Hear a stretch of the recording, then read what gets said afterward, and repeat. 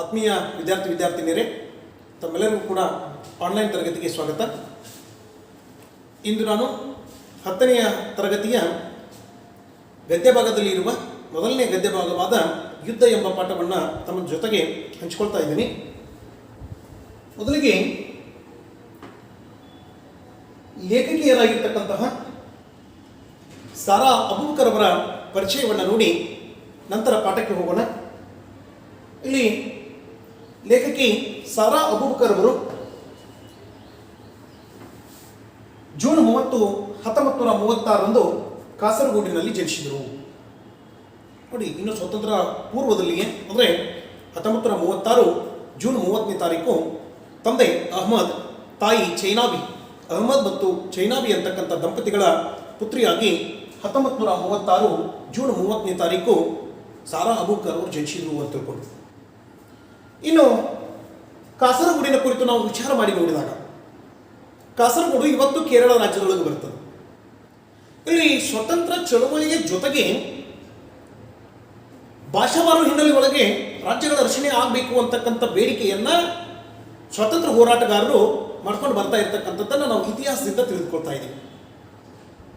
ಹಾಗೆ 1953ರೊಳಗೆ ಭಾಷಾವಾರು ಹಿನ್ನೆಲೆ ಒಳಗೆ ಆಂಧ್ರ ಪ್ರದೇಶ ರಚನೆ ಆಗ್ತದೆ.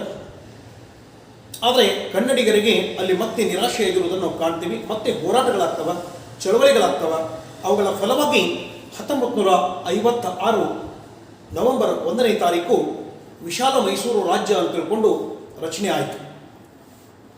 ಆದರೆ ದುರಾದೃಷ್ಟ ಅಂತಂದರೆ ಕನ್ನಡವನ್ನು ಮಾತನಾಡ್ತಕ್ಕಂಥ ಅನೇಕ ಪ್ರದೇಶಗಳು, ಉದಾಹರಣೆಗೆ ಶಲಾಪುರ ಇರ್ಬೋದು, ಅಕ್ಕಲಕೋಟ್ ಇರ್ಬೋದು, ಜತ್ ಇರ್ಬೋದು, ಈ ಕಾಸರಗೋಡು ಇರ್ಬೋದು, ಹೀಗೆ ಅನೇಕ ಪ್ರದೇಶಗಳು ಕನ್ನಡ ನಾಡಿನಿಂದ ಅಥವಾ ವಿಶಾಲ ಮೈಸೂರು ರಾಜ್ಯದಿಂದ ಹೊರಗುಳಿದಿರುವುದನ್ನು ನಾವು ಕಾಣ್ತೀವಿ.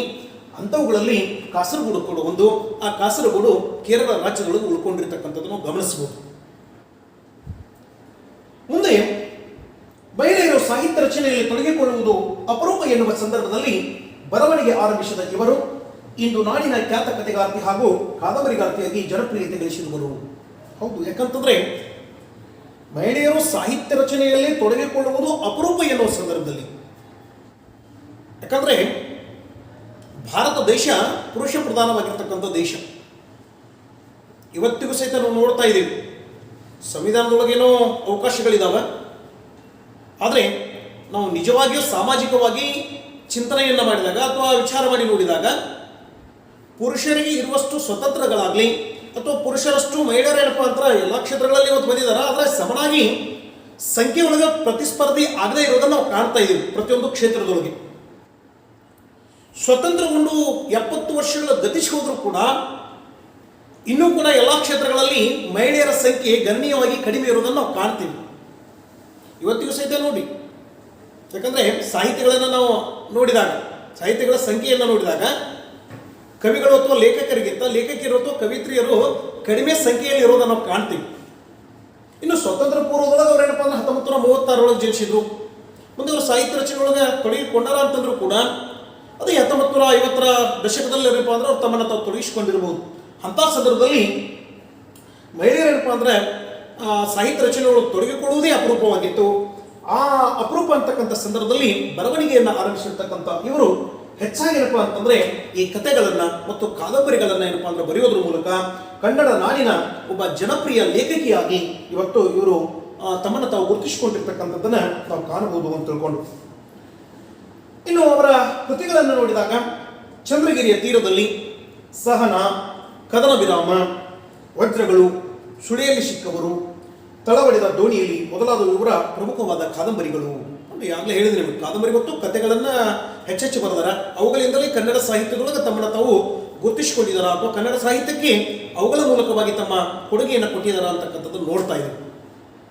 ಹೀಗೆ ಈ ಚಂದ್ರಗಿರಿಯ ತೀರದಲ್ಲಿ, ಸಹನ, ಕದನ ವಿರಾಮ, ವಜ್ರಗಳು, ಸುಳಿಯಲ್ಲಿ ಸಿಕ್ಕವರು, ತಳಬಡಿದ ದೋಣಿಯಲ್ಲಿ ಮೊದಲಾಗಿರ್ತಕ್ಕಂಥ ಕಾದಂಬರಿಗಳನ್ನು ಬರೆದರೆ ಚಪ್ಪಲಿಗಳು, ಕೆಡ್ಡ, ಅರ್ಧರಾತ್ರಿಯಲ್ಲಿ ಹುಟ್ಟಿದ ಕೂಸು, ಪಯಣ ಇವು ಮೊದಲಾದ ಕಥಾ ಸಂಕಲನಗಳು.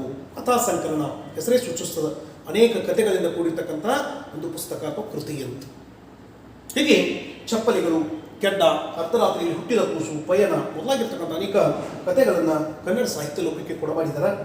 ಇವರ ಸಾಹಿತ್ಯ ಕೃಷಿಗಾಗಿ ಅನೇಕ ಪ್ರಶಸ್ತಿಗಳು ಹಾಗೂ ಕನ್ನಡ ಸಾಹಿತ್ಯ ಪರಿಷತ್ತಿನ ನೃಪತುಂಗ ಪ್ರಶಸ್ತಿ ಲಭಿಸಿವೆ. ಇವರು ಕನ್ನಡ ಸಾಹಿತ್ಯಕ್ಕೆ ಕೊಟ್ಟಿರತಕ್ಕಂಥ ಸೇವೆಯನ್ನು ಪರಿಗಣಿಸಿ ಇವರಿಗೆ ಅನೇಕ ಪ್ರಶಸ್ತಿಗಳು ದೊರೆತಿದ್ದಾವೆ. ಇನ್ನು ಅದರ ಜೊತೆಗೇನೆ ಕನ್ನಡ ಸಾಹಿತ್ಯ ಪರಿಷತ್ನವರು ಕೊಡ ಮಾಡ್ತಾ ಇರತಕ್ಕಂತಹ ನೃಪತಂಗ ಪ್ರಶಸ್ತಿ ಅಂತಕ್ಕಂಥ ಪ್ರಶಸ್ತಿ ಏನಿದೆಯೋ ಅದು ಕೂಡ ಏನಪ್ಪಾ ಅಂತಂದ್ರೆ ಇವರಿಗೆ ದೊರೆತದ ಅಂತ ತಿಳ್ಕೊಂಡು ಕರ್ನಾಟಕದ ಸಂಸ್ಕೃತಿ ಚಿಂತಕರಲ್ಲಿ ಇವರು ಒಬ್ಬರು. ಕರ್ನಾಟಕದ ನಾಡು ನುಡಿಯ ಬಗ್ಗೆ ಚಿಂತನೆಯನ್ನು ಮಾಡ್ತಕ್ಕಂಥ ಅವುಗಳ ಬಗ್ಗೆ ಬರೀತಕ್ಕಂಥವರಲ್ಲಿ ಇವರು ಕೂಡ ಏನಪ್ಪಾ ಅಂತಂದ್ರೆ ಒಬ್ಬರಾಗಿದ್ದಾರ ಅಂತ ತಿಳ್ಕೊಂಡು. ಇನ್ನು ಈ ಯುದ್ಧ ಅಂತಕ್ಕಂಥ ಗದ್ಯ ಭಾಗದ ಆಶಯ ಭಾವವನ್ನು ನಾವು ನೋಡಿದಾಗ ಎರಡು ದೇಶಗಳ ನಡುವೆ ಯುದ್ಧವಾಗುತ್ತಿದೆ. ದೇಶದ ಗಡಿಭಾಗದಲ್ಲಿ ಸಮುದ್ರದ ಮೇಲಿನ ಆಕಾಶದಲ್ಲಿ ಹಾರುತ್ತಿದ್ದ ಯುದ್ಧ ವಿಮಾನದ ಮೇಲೆ ವೈರಿಗಳ ವೈಮಾನಿಕ ದಾಳಿಯಿಂದಾಗಿ ವಿಮಾನವು ನುಚ್ಚುನ್ನರಾಗಿ ಸಮುದ್ರದ ಮೇಲೆ ಬಿದ್ದಿತು. ಎರಡು ದೇಶಗಳ ನಡುವೆ ಯುದ್ಧವಾಗ್ತಾ ಇದೆ. ಆ ಯುದ್ಧ ಆಗ್ತಾ ಇರ್ತಕ್ಕಂಥ ಸಂದರ್ಭದಲ್ಲಿ ದೇಶದ ಗಡಿಭಾಗದಲ್ಲಿ ಗಡಿ ಸೀಮೆ, ಆ ದೇಶದ ಗಡಿಭಾಗದೊಳಗೆ ಸಮುದ್ರ ಇತ್ತು. ಆ ಸಮುದ್ರದ ಮೇಲೆ ಅಂತಂದ್ರೆ ಆಕಾಶದೊಳಗೆ ಹಾರಾಡ್ತಾ ಇರ್ತಕ್ಕಂಥ ಯುದ್ಧ ವಿಮಾನದ ಮೇಲೆ ಯುದ್ಧ ವಿಮಾನಗಳೇನಪ್ಪ ಅಂದ್ರೆ ಹಾರಾಟ ಮಾಡ್ತಾ ಇದ್ವು. ಆ ಹಾರಾಟ ಮಾಡ್ತಾ ಇರ್ತಕ್ಕಂಥ ಸಂದರ್ಭದಲ್ಲಿ ವೈರಿಗಳ ವೈಮಾನಿಕ ದಾಳಿಯಿಂದಾಗಿ ಶತ್ರು ದೇಶಗಳ ವಿಮಾನ ದಾಳಿ ಮಾಡಿತು. ವಿಮಾನದ ಮೂಲಕ ಮಾಡಿರ್ತಕ್ಕಂಥ ದಾಳಿಯಿಂದಾಗಿ ವಿಮಾನವು ನುಚ್ಚು ನೂರಾಗಿ ಸಮುದ್ರದ ಮೇಲೆ ಬಿದ್ದಿತು. ವೈರಿ ಪಡೆ ಏನೋ ವಿಮಾನದ ಮೂಲಕ ಮತ್ತೊಂದು ದೇಶದ ಮೇಲೆ ಏನೋ ದಾಳಿ ಮಾಡ್ತಲ್ಲ, ಆ ದಾಳಿಯ ಪರಿಣಾಮವಾಗಿ ಒಂದು ವಿಮಾನ ಆ ಹೊಡೆತಕ್ಕೆ ಸಿಲುಕಿ ಅದು ನುಚ್ಚು ನೂರಾಗಿ ನೂರಾರು ಗೋಳುಗಳಾಗಿ ಚದುರಿ ಆ ಕೆಳಗಡೆ ಇರತಕ್ಕಂಥ ಸಮುದ್ರದ ಮೇಲೆ ಅಥವಾ ಸಮುದ್ರದಲ್ಲಿ ಬಿತ್ತು ಅಂತ ತಿಳ್ಕೊಂಡು. ಅದರಲ್ಲಿದ್ದ ವೈದ್ಯ ಸೈನಿಕನೊಬ್ಬನಿಗೆ ಕಾಲಿಗೆ ತೀವ್ರ ಪೆಟ್ಟಾಗಿದ್ದರೂ ಕಷ್ಟಪಟ್ಟು ನೀರಿನಲ್ಲಿ ಈಜಿ ದಡ ಸೇರುತ್ತಾನೆ. ಇನ್ನು ಅದರೊಳಗೆ ವೈದ್ಯ ಸೈನಿಕ ಒಬ್ಬ ಇದ್ದ. ಅಂದ್ರೆ ಸೈನ್ಯದಲ್ಲಿ ವೈದ್ಯನಾಗಿ ಸೇವೆಯನ್ನು ಸಲ್ಲಿಸ್ತಕ್ಕಂಥ ವೈದ್ಯ ಸೈನಿಕ ಇದ್ದ. ಆ ವೈರಿಗಳ ವೈಮಾನಿಕ ದಾಳಿಯಿಂದ ತುತ್ತಾಗಿರ್ತಕ್ಕಂಥ ವಿಮಾನದಲ್ಲಿ ಆತನೂ ಕೂಡ ಇದ್ದ. ಆ ತೀವ್ರವಾಗಿರ್ತಕ್ಕಂಥ ವೈಮಾನಿಕ ದಾಳಿಯಿಂದಾಗಿ ಏನು ನುಚ್ಚು ನೂರಾಗಿ ಬಿದ್ದಿತ್ತೋ ಈತನು ಕೂಡ ಏನಪ್ಪಾ ಅಂತದ್ರೊಳಗೆ ಸಿಲುಕಿಕೊಂಡು ಆ ಸಮುದ್ರದ ಆಳಕ್ಕೆ ಬಿದ್ದ. ಬಿದ್ದರೂ ಅಷ್ಟೇ ಇಲ್ಲ, ಕಾಲಿಗೆ ತೀವ್ರ ಪೆಟ್ಟಾಗಿದ್ದು, ಕಾಲಿಗೆ ಬಲವಾಗಿರ್ತಕ್ಕಂಥ ಏಟಾಗಿತ್ತು, ಪೆಟ್ಟಾಗಿತ್ತು, ನೋವಾಗಿತ್ತು. ಕಷ್ಟಪಟ್ಟು ಈಜಿ ದಡ ಸೇರುತ್ತಾನೆ. ಆದರೂ ಕೂಡ ಕಾಲಿಗೆ ಬಲವಾಗಿರ್ತಕ್ಕಂಥ ಪೆಟ್ಟು ಇದ್ರೂ ಸಹಿತ ಆತ ಬಹಳಷ್ಟು ಕಷ್ಟಪಟ್ಟು ಈಜಿ ಆ ಒಂದು ದಂಡಿಯನ್ನು ಆತ ಸೇರ್ತಾನೆ ಅಂತ ತಿಳ್ಕೊಂಡು. ಅಲ್ಲಿಯೇ ಇದ್ದ ಅನ್ಯ ದೇಶದವರ ಕುಟುಂಬದಲ್ಲಿ ಉಂಟಾಗಿದ್ದ ಸಂಕಷ್ಟವನ್ನು ತಾನು ನೋವಿನಲ್ಲಿ ಇದ್ದರೂ ಪರಿಹರಿಸುತ್ತಾನೆ. ನೋಡಿ, ಅಲ್ಲಿಯೇ ಇದ್ದ ಅನ್ಯ ದೇಶದವರ ಕುಟುಂಬದಲ್ಲಿ ನೋಡಿ ಆತ ದಡವನ್ನೇನೋ ಸೇರಿದ. ಆದರೆ ಆತ ದಡ ಸೇರಿರ್ತಕ್ಕಂಥ ಸಂದರ್ಭದೊಳಗೆ ಆತ ಶತ್ರು ದೇಶಗಳ ಪ್ರದೇಶಕ್ಕೆ ಹೋಗಿಬಿಟ್ಟಿದ್ದ. ಅಲ್ಲಿ ಆ ಬೇರೆ ದೇಶದವರ ಕುಟುಂಬದಲ್ಲಿ ಉಂಟಾಗಿರ್ತಕ್ಕಂಥ ಸಂಕಷ್ಟಕ್ಕೆ ಈಡಾಗಿದ್ರು. ಪಾಠದಲ್ಲಿ ನೋಡೋಣ.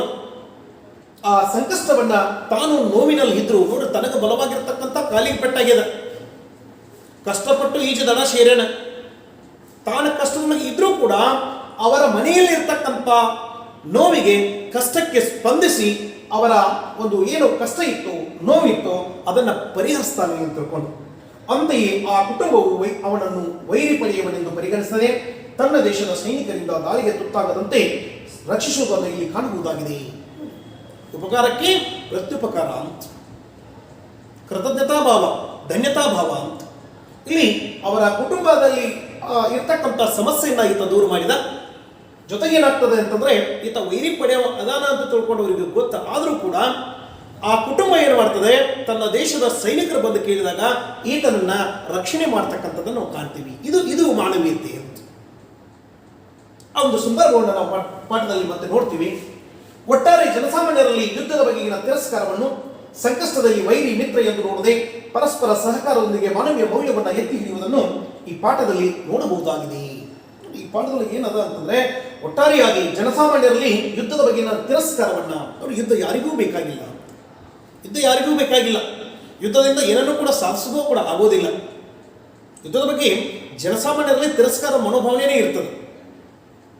ಆದರೆ ಯಾರೋ ಈ ಮುಂಚೂಣಿ ನಾಯಕರು ಅಥವಾ ಕೆಲವೊಂದಿಷ್ಟು ಏನಪ್ಪ ಅಂತಂದರೆ ಕುತಂತ್ರಿಗಳು ಕೊಡ್ಕೊಂಡು ಯುದ್ಧವನ್ನೇ ಏನಪ್ಪ ಅಂದ್ರೆ ಮಾಡ್ತಕ್ಕಂಥದ್ದು ನಾವು ನೋಡ್ತೀವಿ.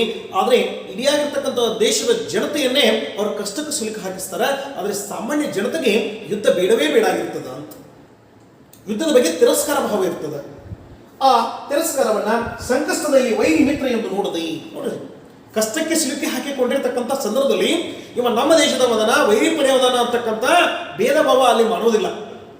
ವೈರಿ ಮಿತ್ರ ಅಂತಕ್ಕಂಥದ್ದನ್ನ ಭೇದ ಭಾವ ಮಾಡದೆ ಪರಸ್ಪರ ಒಬ್ಬರಿಗೊಬ್ಬರು ಏನಪ್ಪಾ ಅಂತಂದ್ರಲ್ಲಿ ಸ್ಪಂದಿಸಿ, ಸಹಕಾರದೊಂದಿಗೆ ಸ್ಪಂದಿಸಿ ಮಾನವೀಯ ಮೌಲ್ಯವನ್ನು ಎತ್ತಿ ಹಿಡಿದಿರ್ತಕ್ಕಂಥದ್ದನ್ನ ಪ್ರಸ್ತುತ ಪಾಠದೊಳಗೆ ನಾವು ಕಾಣ್ತೀವಿ ಅಂತ ತಿಳ್ಕೊಂಡು ಈ ಯುದ್ಧ ಕಥೆಯನ್ನು ಸಾರಾ ಅಬೂಬಕರ್ ಅವರ ಚಪ್ಪಲಿಗಳು ಕಥಾ ಸಂಕಲನದಿಂದ ಆಯ್ದು ಸಂಪಾದಿಸಿ ನಿಗದಿಪಡಿಸಲಾಗಿದೆ. ಅನೇಕ ಕಥೆಗಳನ್ನು ಕನ್ನಡ ಸಾಹಿತ್ಯಕ್ಕೆ ಕೊಟ್ಟಿದ್ದಾರೆ ಅಂತ ನೋಡಿದ್ದೀವಿ. ಅವುಗಳಲ್ಲಿ ಈ ಸಾರಾ ಅಬೂಬಕರ್ ಅವರ ಚಪ್ಪಲಿಗಳು ಅಂತಕ್ಕಂಥ ಕೃತಿಯು ಕೂಡ ಒಂದು. ಆ ಚಪ್ಪಲಿಗಳು ಅಂತಕ್ಕಂಥ ಕಥಾ ಸಂಕಲನ ಏನಿದೆಯೋ ಆ ಕಥಾ ಸಂಕಲನದಿಂದ ಆಯ್ದು ಸಂಪಾದಿಸಿರ್ತಕ್ಕಂಥ ಭಾಗವೇ ಈ ಒಂದು ಯುದ್ಧ ಅಂತಕ್ಕಂಥ ಭಾಗ. ಈ ಯುದ್ಧ ಪಾಠದಲ್ಲಿ ಪದಗಳ ಅರ್ಥವನ್ನು ನಾವು ನೋಡಿದಾಗ ನೋಡಿ, ಆರ್ತನಾದ, ಆರ್ತನಾದ ಅಂದರೆ ಕಷ್ಟಕ್ಕೆ ಸಿಲುಕಿದವರ ಕೂಗು ಅಂತ. ಕಷ್ಟಕ್ಕೆ ಸಿಕ್ಕಿ ಹಾಕಿಕೊಂಡಿರ್ತಕ್ಕಂಥವ್ರು ಕೂಗು, ಅವರ ಸ್ಥಿತಿ ಹೆಂಗಿರ್ತದೆ ಅನ್ನೋದು ಸಂದರ್ಭ ಬರ್ತದೆ ನೋಡೋಣ. ಕಿವಿಗಡ ಚಿಕ್ಕು, ಕಿವಿಗಡ ಚಿಕ್ಕು ಅಂತಂದರೆ ಕಿವಿಗೆ ಕರ್ಕಶವಾಗಿ ಕೇಳೋದು. ಕ್ರೌರ್ಯ ಅಂತಂದರೆ ನಿರ್ದಯತೆ ಅಥವಾ ಕರುಣೆ ಇಲ್ಲದ. ಗ್ರೌಂಡ್ ಅಂತಂದರೆ ಭೂಪ್ರದೇಶ. ರೋದನ ಅಂತಂದರೆ ಅಳುವಿಕೆ, ಸಾಂತ್ವನ, ಸಮಾಧಾನಪಡಿಸು. ಸೂಲಗಿತ್ತಿ, ಸೂಲಗಿತ್ತಿ ಅಂತಂದರೆ ಹೆರಿಗೆ ಸಮಯದಲ್ಲಿ ಸಹಾಯ ಮಾಡುವವಳು. ಇನ್ನು ಹಂಬಲ, ಹಂಬಲ ಅಂತಂದರೆ ತೀವ್ರ ಆಸೆ.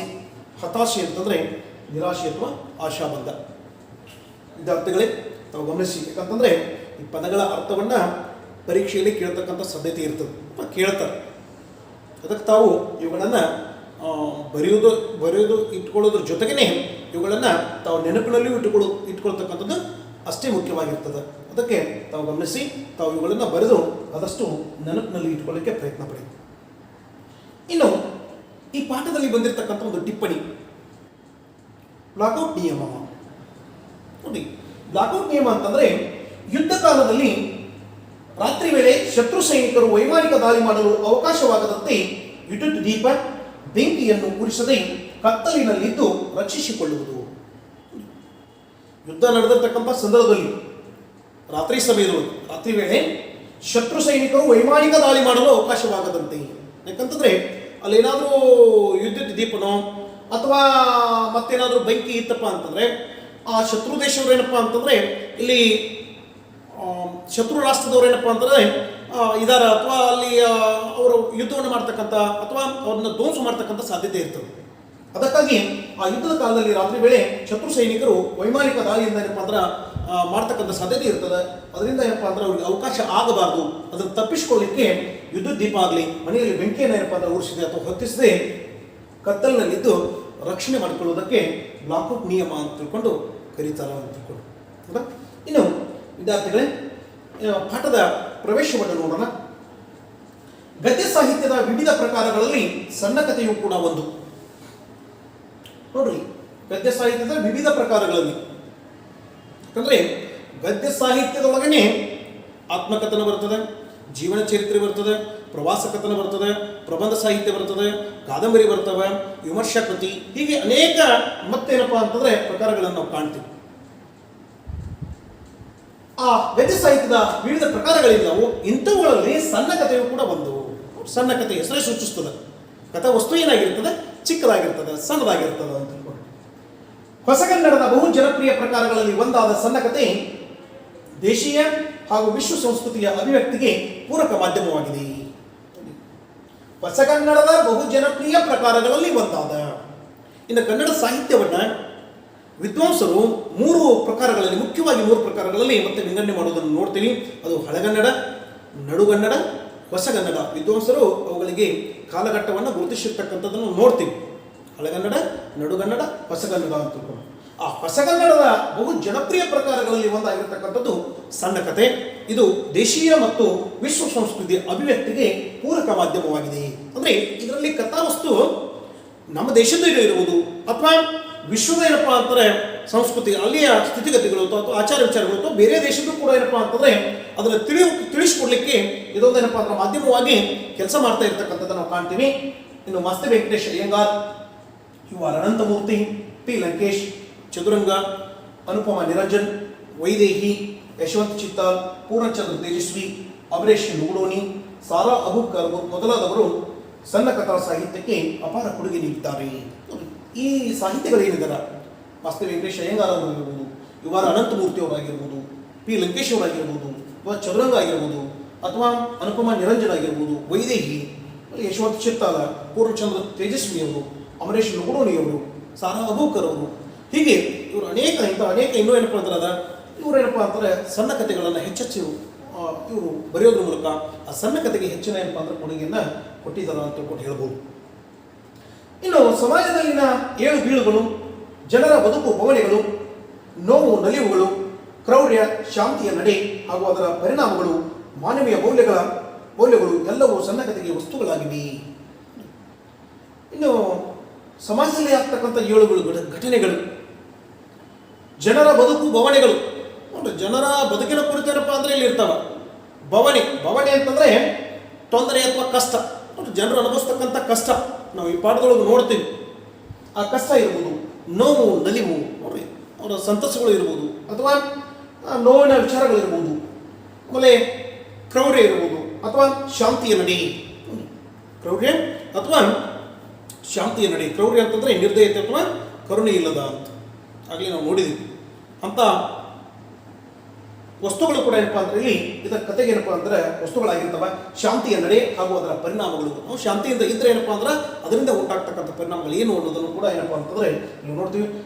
ಪರಿಣಾಮಗಳು, ಮಾನವೀಯ ಮೌಲ್ಯಗಳು ಎಲ್ಲವೂ ಸಣ್ಣ ಕತೆಗೆ ವಸ್ತುಗಳಾಗಿವೆ. ಮಾನವೀಯ ಮೌಲ್ಯತೆ ಇಲ್ಲಿ ನಾವು ಆಗಲೇ ನೋಡಿದ್ದೀವಿ.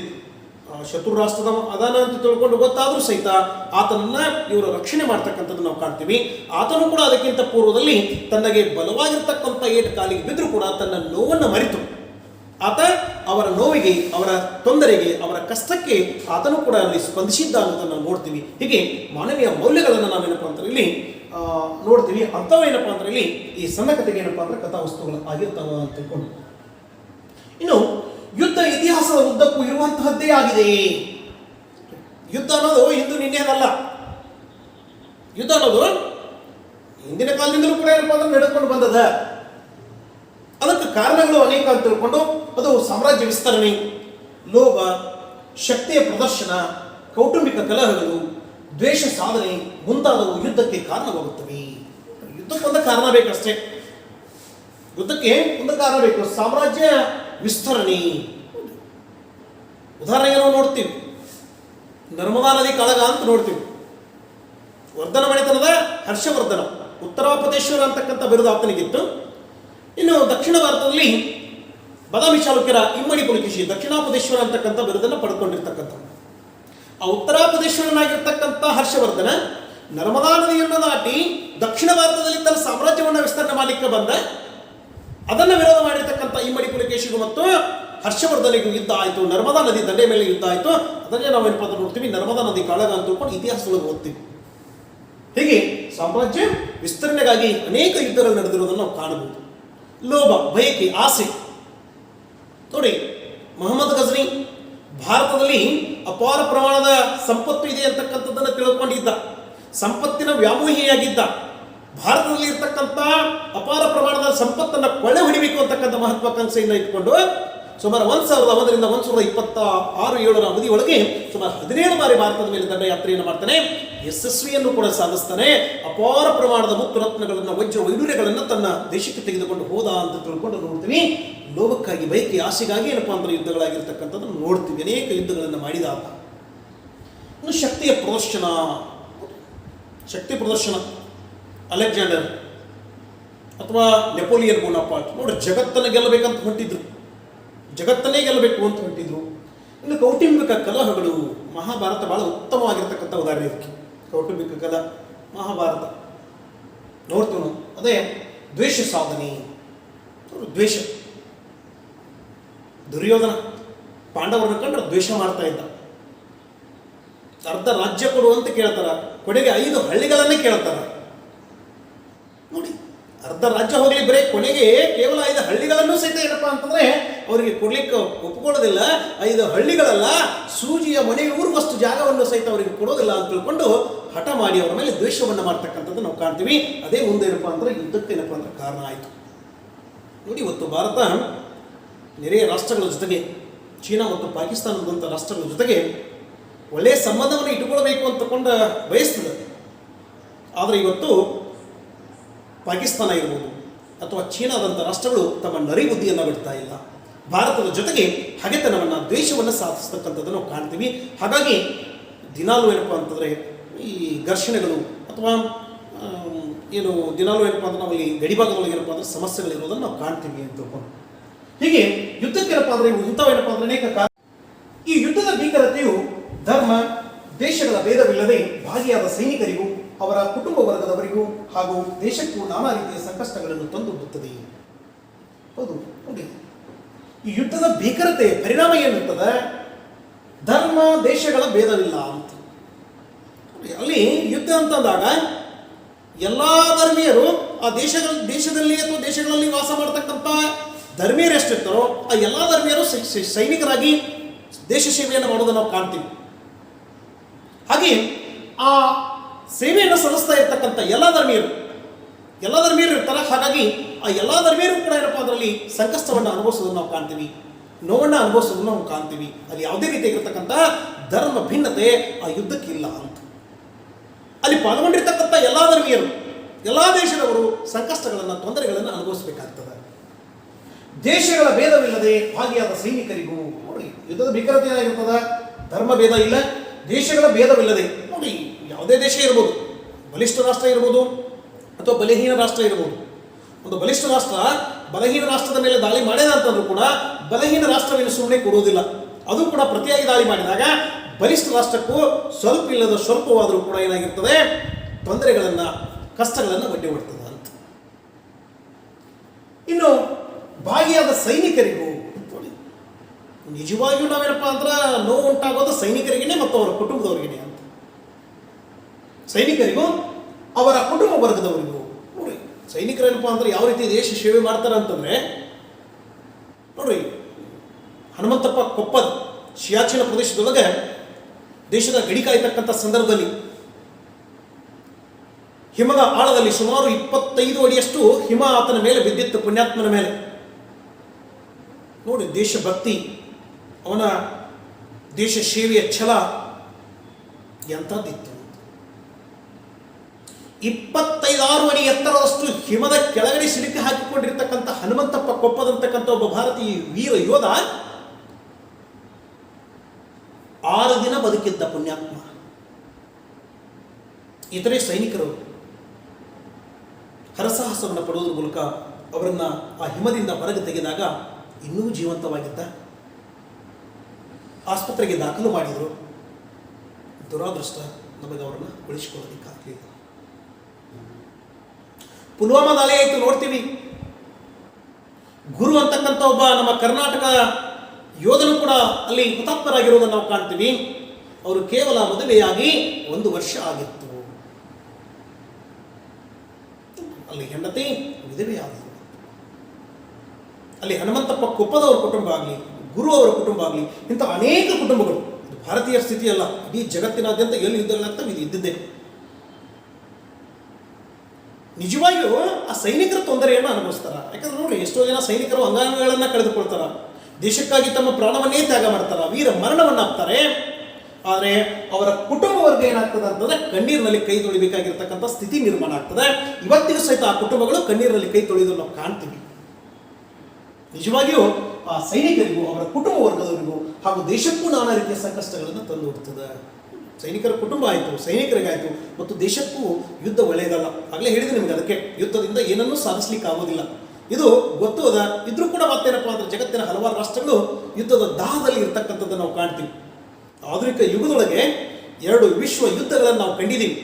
3ನೇ ಮಹಾಯುದ್ಧ ಏನಾದರೂ ತಪ್ಪಿ ನಡೆದಿದ್ದಾದರೆ ಇಡೀ ಭೂಮಿಯ ಮೇಲೆ ಜೀವ ಸಂಕುಲ ಉಳಿತದ ಅಂತಕ್ಕಂಥದ್ದನ್ನು ಊಹಿಸುವುದು ಸಹಿತ ಕಷ್ಟ. ಅದು ಗೊತ್ತದ. ಇದ್ರೂ ಕೂಡ ಏನಪ್ಪ ಅಂದ್ರೆ ಜಗತ್ತಿನ ಅನೇಕ ರಾಷ್ಟ್ರಗಳು ಯುದ್ಧದ ದಾಹದೊಳಗಿರ್ತಕ್ಕಂಥದ್ದನ್ನು ನಾವು ನೋಡ್ತಾ ಇದ್ದೀವಿ ತಿಳ್ಕೊಂಡು.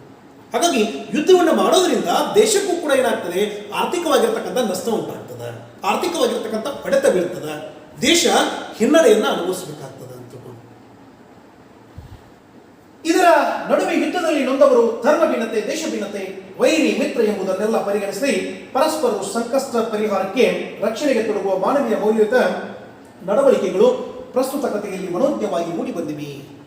ಇಂಥದ್ರ ಮಧ್ಯದಲ್ಲಿಯೇ ನೊಂದುಕೊಂಡಿರ್ತಕ್ಕಂಥವ್ರು, ಯುದ್ಧದ ಭೀಕರತೆಯಿಂದ ಅದರ ಪರಿಣಾಮದಿಂದ ಏನಪ್ಪಾ ಅಂತಂದ್ರೆ ಅದರ ನೋವನ್ನು ಅನುಭವಿಸ್ತಕ್ಕಂಥವ್ರು ಇಲ್ಲಿ ಯಾವುದೇ ರೀತಿಯಾಗಿರ್ತಕ್ಕಂಥ ಧರ್ಮ ಭಿನ್ನತೆ ಆಗಲಿ ಅಥವಾ ಆತ ಶತ್ರು ದೇಶದ ಮದಾನ, ಮಿತ್ರ ದೇಶದ ಮದಾನ ಅಂತಕ್ಕಂಥ ಭೇದ ಆಗಲಿ, ಅಥವಾ ವೈರಿ ದೇಶದ ಅಥವಾ ಮಿತ್ರ ದೇಶ ಅಥವಾ ವೈರಿ ಮಿತ್ರ ಅಂತಕ್ಕಂಥದ್ದನ್ನ ಪರಿಗಣನೆಗೆ ತೆಗೆದುಕೊಳ್ಳದೆ ಪರಸ್ಪರ ಒಬ್ಬರಿಗೊಬ್ಬರು ಏನಪ್ಪಾ ಅಂದ್ರೆ ಸಂಕಷ್ಟ ಪರಿಹಾರಕ್ಕೆ ಇಲ್ಲ ನೋಡ್ತೀವಿ. ಯುದ್ಧ ಪಾಠದೊಳಗೆ ಆ ಸೈನಿಕ ಶತ್ರು ದೇಶದವನೇ ಇರಬಹುದು, ಆತನು ಕೂಡ ಕಾಲಿಗೆ ಬಲವಾಗಿರ್ತಕ್ಕಂಥ ಏಟು ಬಿದ್ದಿರೋದ್ರಿಂದ, ಪೆಟ್ಟಾಗಿರೋದ್ರಿಂದ ಆತನು ಕೂಡ ಏನಪ್ಪಾ ಅಂದ್ರೆ ಕಷ್ಟದೊಳಗಿರ್ತಾನೆ. ಆತ ಸೇರಿರ್ತಕ್ಕಂಥ ಏನು ಕುಟುಂಬ ಇರ್ತದೋ ಅದು ಶತ್ರು ದೇಶದ ಇದ್ರೂ ಕೂಡ ಏನಪ್ಪಾ ಅಂದ್ರೆ ಅಲ್ಲಿಯೂ ಕೂಡ ಒಂದು ಸಮಸ್ಯೆ ಇರ್ತದೆ, ಒಂದು ತೊಂದರೆ ಇರ್ತದೆ. ಆ ತೊಂದರೆಗೆ ಪರಿಹಾರವನ್ನ ಆತ ಅವರಿಗೆ ಅಂದ್ರೆ ಆತ ಅಲ್ಲಿ ಸಹಾಯವನ್ನ ಮಾಡ್ತಾನೆ.